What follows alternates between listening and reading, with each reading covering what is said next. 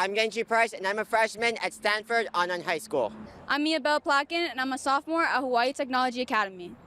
I'm Annabella Kamich. I'm a sophomore at Hawaii Technology Academy. My name is Jacob Green. I am a junior at Hawaii Technology Academy. Aloha! You're watching Youth Capital Commentary. We're back!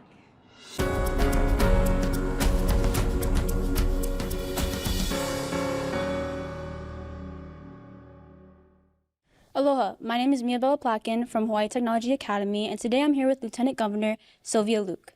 Lieutenant Governor, how have you been recovering from the financial issues rooting from the pandemic?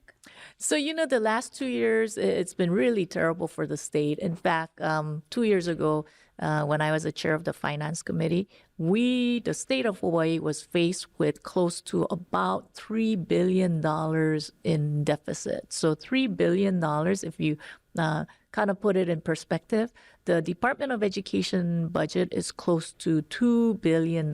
So can you imagine $3 billion would leave the entire Department of Education in the hole and another $1 billion. So that was how much the state was faced in trying to deal with the pandemic and the economic downturn as a result of it. Great. And how has your background of being chair helped guide you make your decisions? So what we did during the pandemic was even before the pandemic, I put a lot of money into what's known as a rainy day fund. That's if you have a savings account, Mia, it's like putting away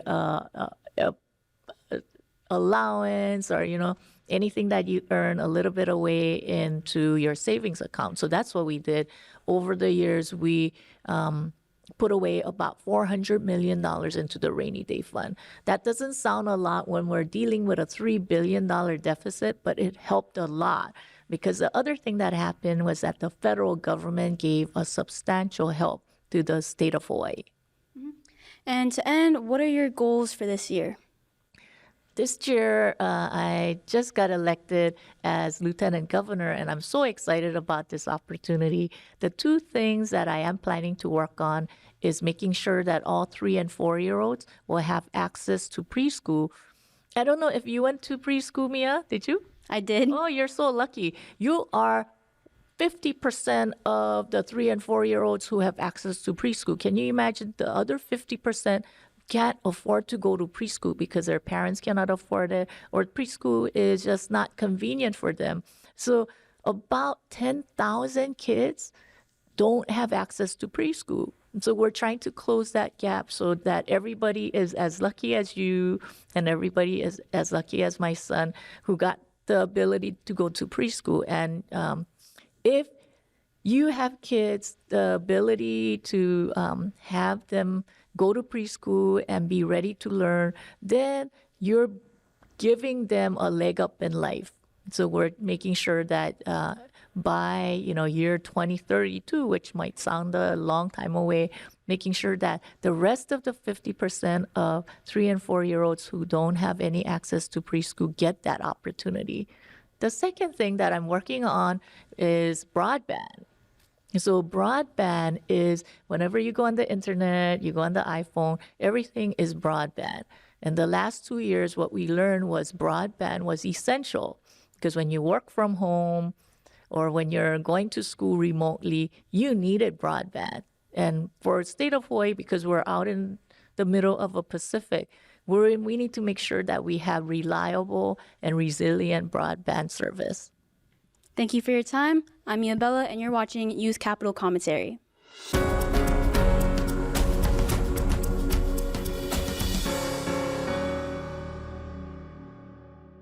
Hi, I'm Annabella Kamich from Hawaii Technology Academy, and today I'm here with Congressman Ed Case. So what brings you back to Hawaii as you're usually in D.C.? Right. So, of course, my job is in Washington, D.C. I'm the congressman from the 1st Congressional District here in Hawaii, which is basically the city of Honolulu, all the way from Makapu'u, Hawaii Kai, all the way to Kapolei. So all the way through where your school is. So all of you are my constituents. I have 750,000 people that I represent. And my job is in Washington, D.C. in Congress. But I come back on occasion, and it just so happens that I'm lucky that this week that I'm back here for a week where Congress is not in session. and the state legislature is opening. So for me, this is a great opportunity to come down here and say hi to all of the people that are my partners in state and county government. Yeah, and we're super grateful for that. And I was going to say, what plans do you have for this session when you go back to DC and for making change in Hawaii? Well, one of the things that I do when I'm back in Washington, D.C. is I serve on a very important committee called the Appropriations Committee, which does all of our federal government's funding. And so that's the committee that basically says where our funding is going to go, subject to the approval of Congress. So I spend most of my time on appropriations, and that means funding all kinds of federal efforts that benefit us here in Hawaii: education, healthcare, protecting our environment, taking care of our kupuna. And so that's really the main thing I'm going to be doing this year. Every year I focus on appropriations. All right. Thank you so much for your time. We really appreciate it. I'm Annabella Kamich, and this is Youth Capital Commentary.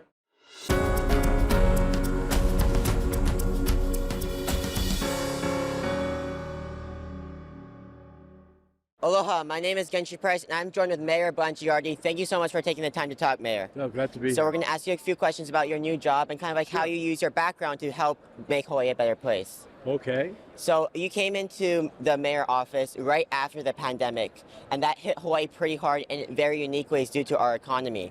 How do you want to work towards it so you can help Hawaii rebuild our status in a more sustainable manner?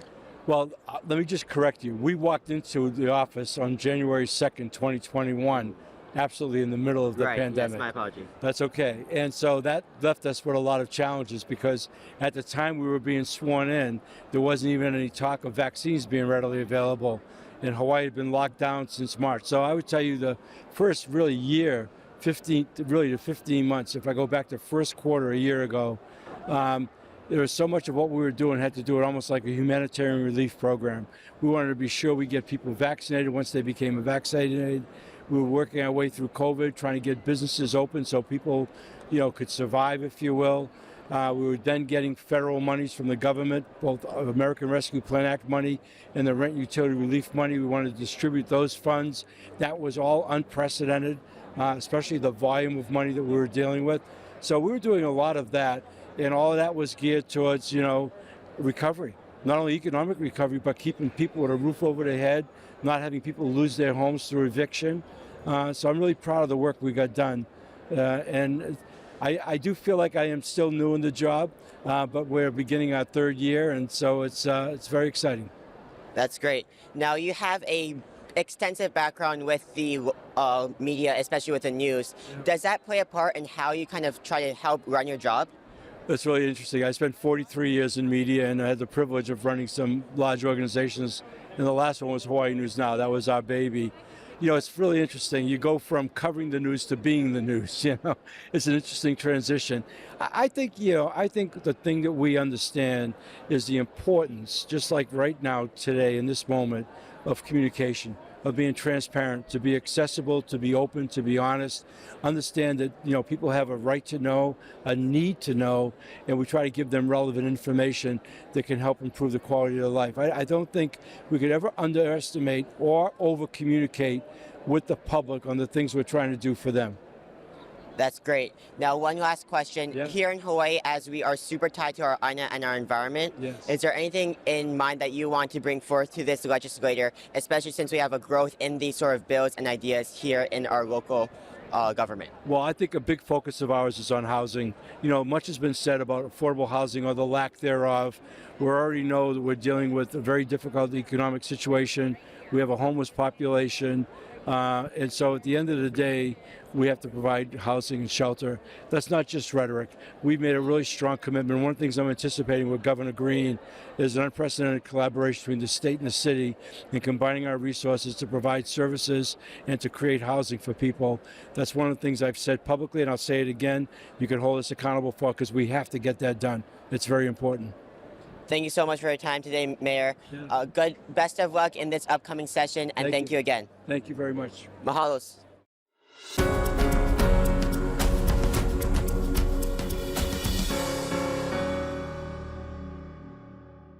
Hi, I'm Annabella Kamich from Hawaii Technology Academy. and today I'm here with Representative Bertrand Kobayashi. Now, you've been representing District 20 for a while, and what are some things you've learned about the district while representing it? The district is basically a stable, single-family district with a big divide between fairly middle-class Kaimiki Kapahulu with upper middle-class Kahala Diamond Head. So there's a good deal of diversity, and perhaps the defining thing is that this district is one of the oldest districts in terms of medium age and terms of age of voters. All right. And what are some issues that you have been facing in this district of yours? The district has really very little development because most of it is already built up. So a large majority of the district issues are city and county issues. That is, everyday quality of life issues relating to traffic, relating to safety, signages, parking, noise, etc. And as you've said that only a little bit has been built up, as you'd like to build it up more, what are some plans for that do you have? Really, there is very little area for future development. All right. Thank you so much. I'm Annabella Kamech, and this is Youth Capital Commentary.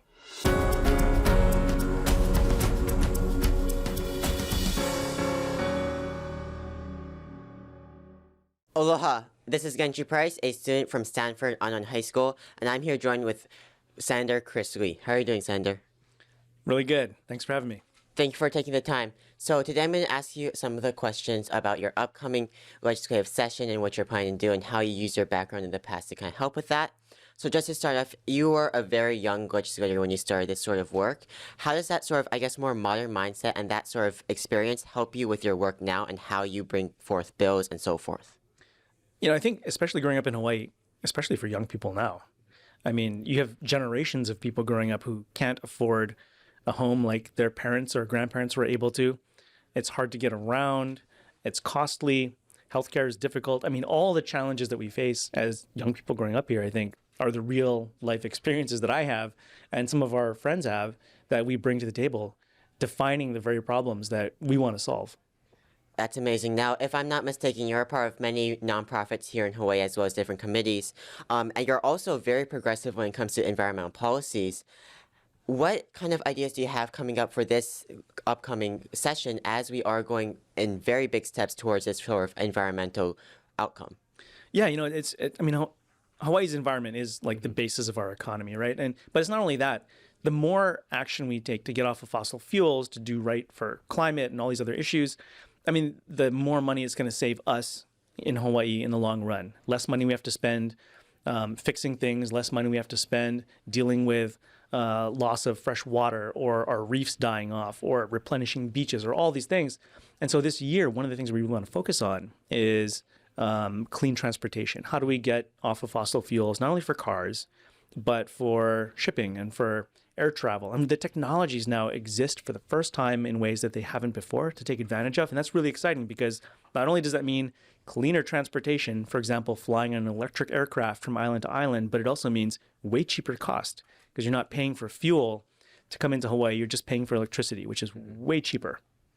That's great. Now, one last question.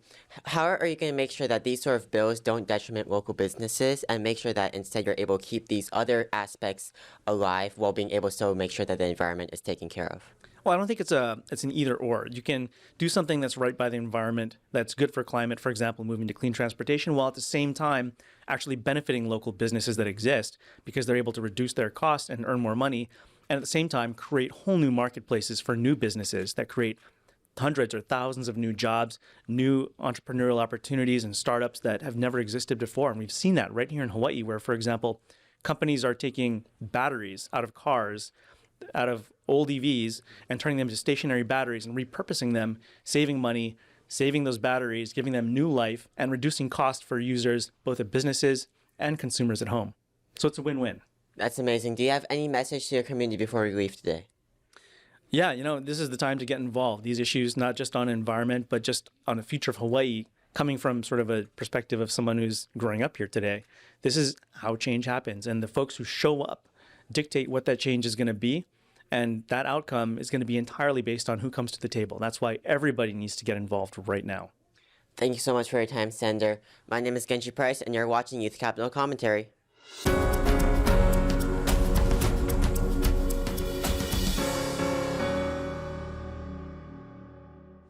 Hi, I'm Annabella Kamich from Hawaii Technology Academy, and today I'm here with Senator Jarrett Keoho Kalole.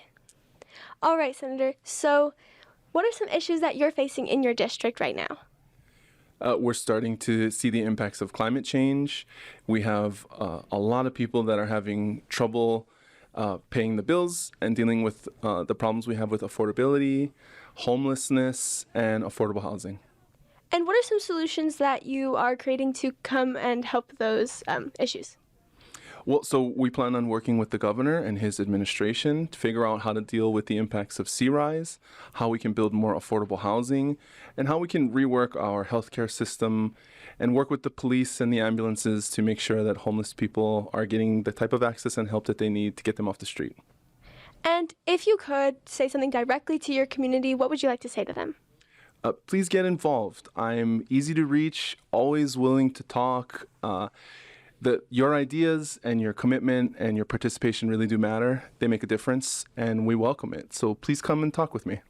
We appreciate your time. I'm Annabella Kamich from Hawaii Technology Academy, and this is Youth Capital Commentary.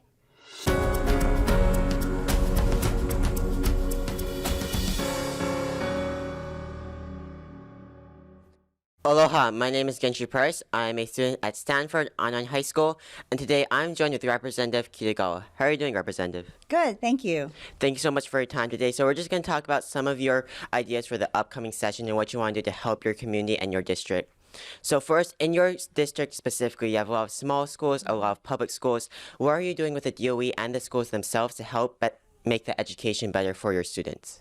Thanks for that question. So for small schools, we're doing a lot of things for Waiahole and Ka'ava. Both of those schools are a little less or a little bit more than 100 students. So we're trying to introduce two pieces of legislation. The first one is a critical positions bill, which would require that all DOE schools have a vice principal, a counselor, and a media specialist there, because some schools like those two do not have those positions.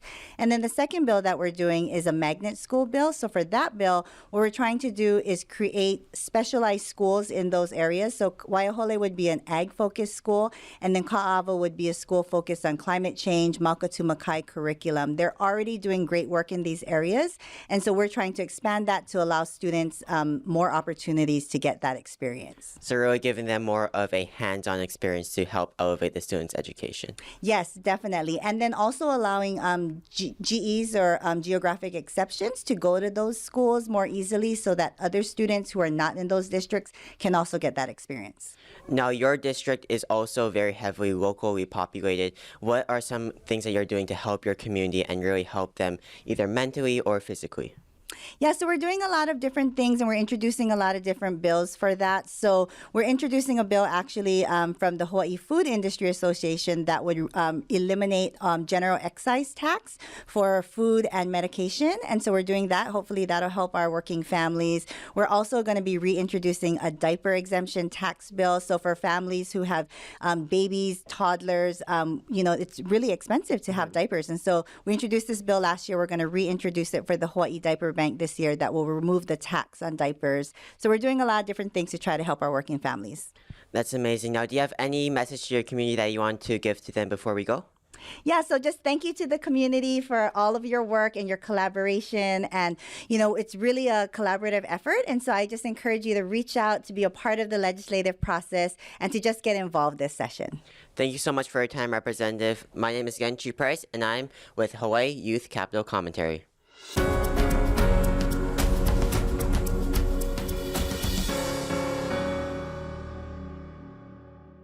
Aloha, my name is Mia Bella Placken from Hawaii Technology Academy, and today I'm here with Scott Matsuyoshi from District 49.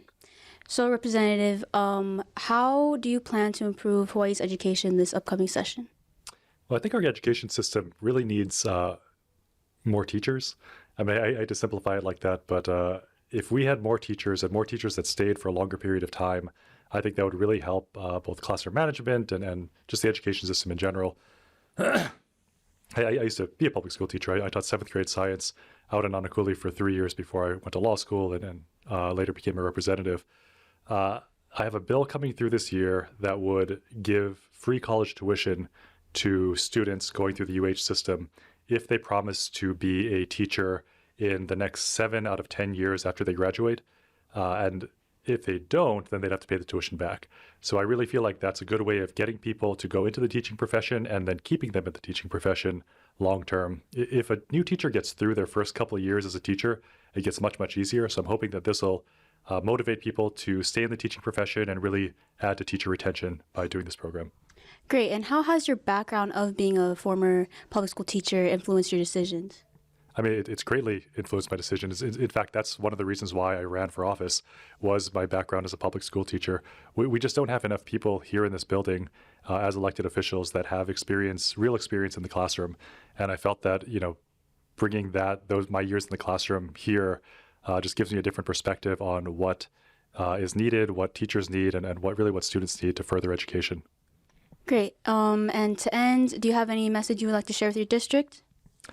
No real messages to send to my district. I mean, thank you for reelecting me. I really appreciate their continued support and look forward to working with them in the future. Thank you.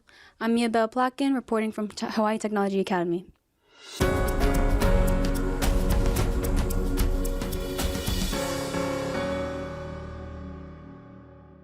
Aloha, my name is Genji Price, and today I'm joined by Senator Ava. How are you doing, Senator? Very good. How about yourself? I'm doing good. I'm going to be asking you a couple of questions about you being senator and some of your ideas for this upcoming session. Fire away. So to start off, you grew up on the North Shore windward side of Oahu, and you now represent that side as senator. Are you going to be able to take any of your personal experiences growing up in the area to be able to help our respective area, or if so, how so?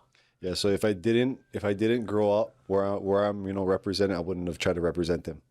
First and foremost. So that was a big part of it was, being from Ka'ava, raised in Kahalu'u, driving the whole district, right? It was already, the picture was there. So and I know this camera can't see it, but for all the people watching this, on the back side of this camera is a whiteboard, and that board is 3/4 way full with lists and actions of issues that we're taking already. We've been in 2 months, but we're working, 110%. I don't know how to quantify it, but we're working.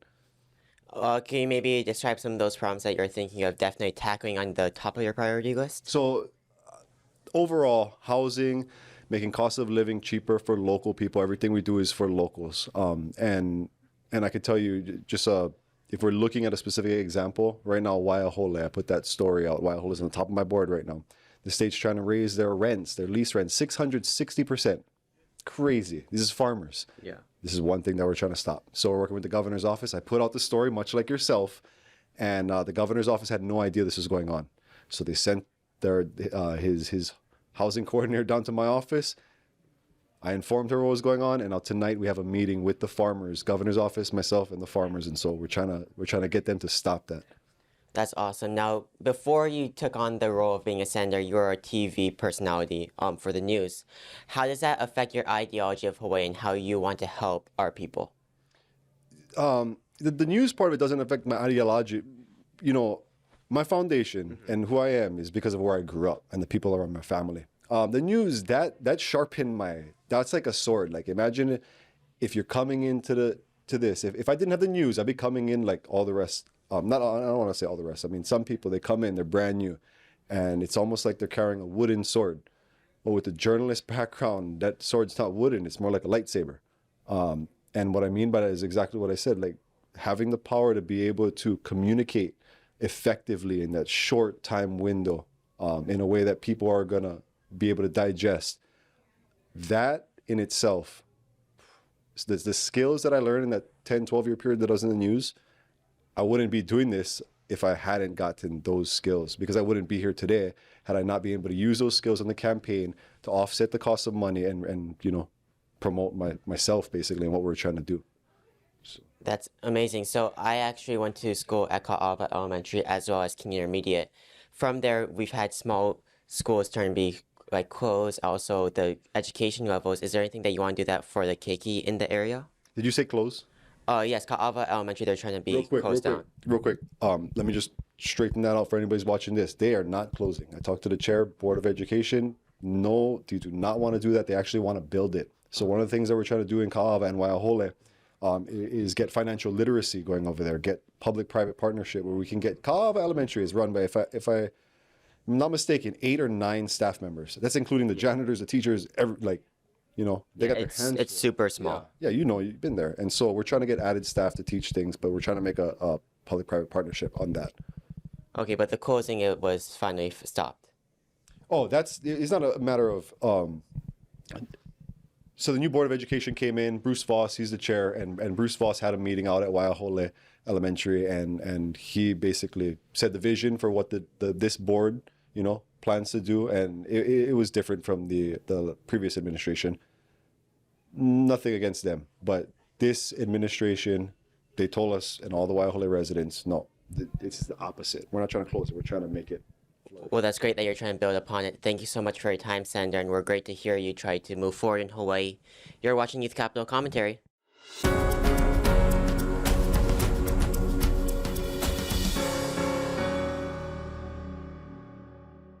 Hi, I'm Annabella Kamich from Hawaii Technology Academy, and today I'm here with Representative Natalia Hasi-Burdick.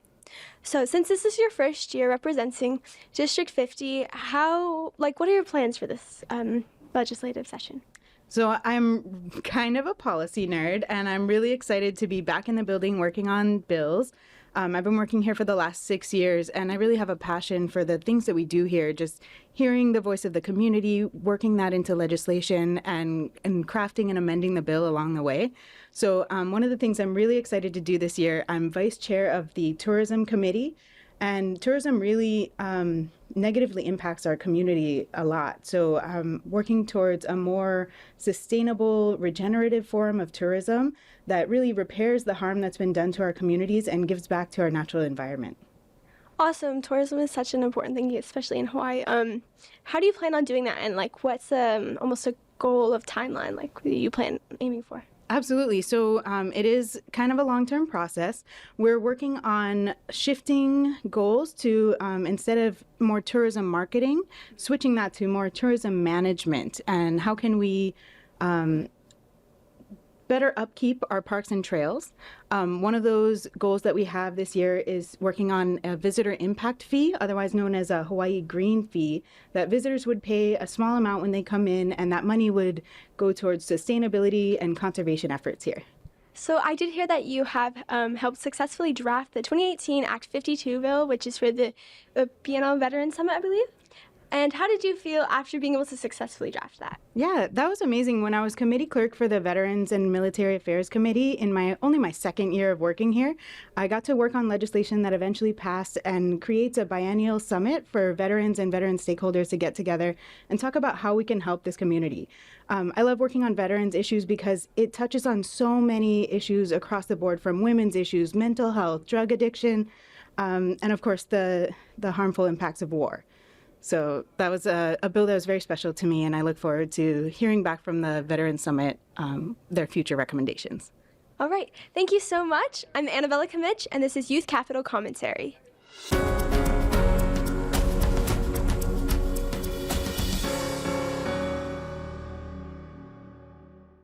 Hi, I'm Annabella Kamich from Hawaii Technology Academy, and today I'm here with Representative Lisa Martin. So I really heard that you were super into the environment, and I was wondering, what are some issues that you've seen all over the island that you feel are something that we can try and change? Well, one thing I'm working on bills right now at this very minute is combating our invasive species. So we have so many pests, which is a big problem for agriculture, a big problem for our nursery business, and also they crowd out our natives. So that's one thing. Other things are, obviously moving our transition to renewable energy, which is so important to try to stabilize our climate as much as we can. And so there's a lot of energy-related bills. We already are on our way to 100% renewable power, but we really have a lot more work to do in the transportation sector, and I'm on the Transportation Committee. And also I'm on housing, and we could do a lot more in the way we build our houses, making sure that from the start we build them ready for solar panels, ready for electric vehicles, because it's a lot cheaper to do it at the beginning rather than to add things later. And what are some ways to solve the problems specifically either in your district or just over the island? Well, environmental problems that are specific to my district, we have a flooding issue.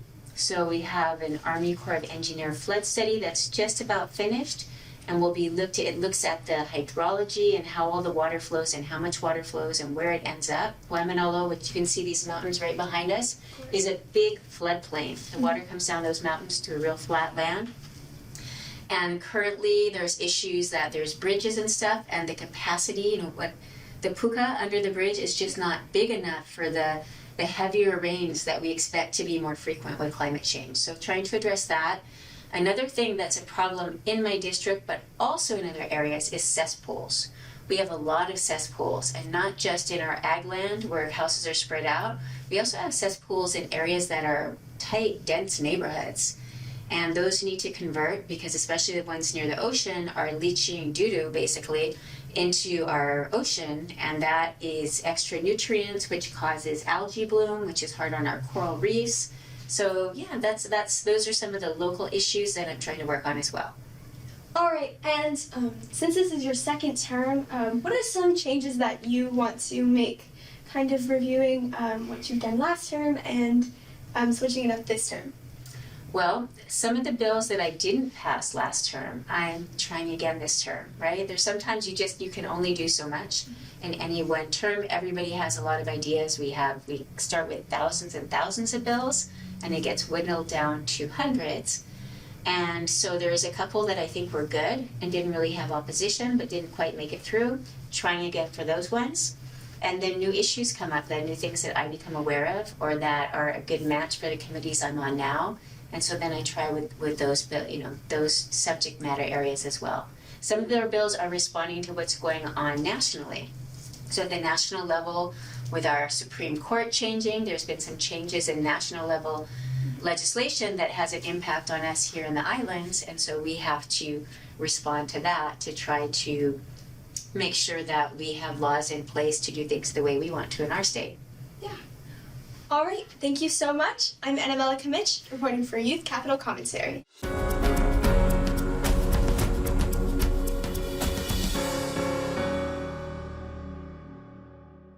Aloha, my name is Genshi Press, and I'm here joined with someone from the Alzheimer's Association. Could you please introduce yourself? Sure. I'm Rick Tabor. That's great. And who are you working with again, just so everyone can know who you're representing? So I work with about 16 nonprofits. Today I'm here for the legislative opening with the Alzheimer's Association Aloha chapter. That's amazing. So I guess we're just going to go right into the questions. Why is this Alzheimer's Association so important to have here? So we like to make legislative sessions all about Alzheimer's because it's such a huge issue in Hawaii. You got 65,000 folks out there with Alzheimer's and mostly being cared for by their families, and it's just really overwhelming. I don't know if you're familiar with Alzheimer's. So Alzheimer's falls under the dementia umbrella, if you will, and people just become just lost in their worlds. So we lose them actually twice, once from Alzheimer's and once when they actually pass away. I believe it's the fourth leading cause of death in the country. So today we have a bill that we're actually going to work on. Would you like me to tell you about that a little bit? Absolutely. Can you please tell us? Sure. So we have one bill that we're actually kind of hoping we can kind of make happen. We're hoping to get funding to do the first campaign, kind of ad campaign for early onset Alzheimer's. Many people do not get checked early enough. And a lot of the medications that the FDA is approving right now affects and helps slow down the development of Alzheimer's. And so we want folks to be aware of that and get checked and make sure that they get treated if possible, okay? It's a really, once you go too far into it, there's no reversing. So at this point, there's no cure, but we are able to kind of slow it down some. And so we're hoping that we can get that campaign funded. The other things that we actually are not actually really pushing real hard, but is folks that are working with Alzheimer's, like first responders or caregivers or the like, to get trained, because it's a very unique issue to deal with. It can be very difficult. And so the training is very helpful and can make it a lot smoother, if you will. But that has actually passed in the sense that folks are doing it voluntarily, and eventually we'll hope to have it become mandatory. Okay, yeah, no, that sounds amazing. Now, I guess one thing, just so the community understands, why is it so important to be looking out for Alzheimer's, and what is some of the problems that could cause, and like why you're doing these sort of bills? Okay. Well, so folks that aren't familiar with dementia and Alzheimer's kind of related illnesses, the individual that has Alzheimer's, they pretty much lose all of their functioning. They lose their ability to remember things, to multitask. They need help with everything from toileting to feeding, and they slowly kind of just fade away. So if you will, they need a lot of attention 24/7. Some will wander and get lost and not be able to find their way back. So we need to just kind of be on top of it. As an individual that has Alzheimer's, when a person kind of starts with that, things become very confusing. There can be frustration. There can even be some anger because the cognitive functioning is kind of fading away. It's very confusing. I'd liken it to like having a concussion. I don't know if anybody had a concussion, and not being able to recover from it. You just slowly kind of fade away. So people taking care of them, it's a 24/7 kind of care that they have to have. So. That's great. So I'm super glad that you're here at the legislature really pushing for your advocacy. Thanks so much for your time. You're watching Youth Capital Commentary. Take care.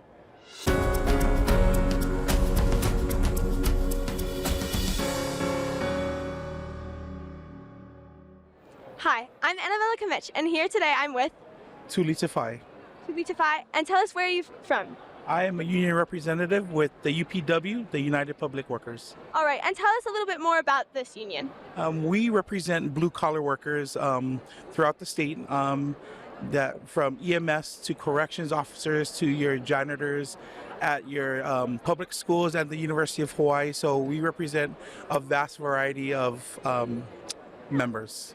Awesome. All right, and what are your plans for opening day today? Well, we just want to make sure, our union has endorsed a lot of these candidates, and we have some very important business that will be coming through the Senate and the House of Representatives. So we just kind of wanted to be visible to our legislators and see that the UPW and our members are here. We want to show our support, but also know that, things that are important to us that we're going to be advocating very hard for. And what are some important things that you'll be advocating for today with your union? Well, with the new administration, directorships are here. So Senate confirmation is very important. And so people who are leading the departments that our members are working at is going to be very important. So that's probably one of the first things we want to make sure that we get the correct people to lead our members. All right, awesome. Thank you so much.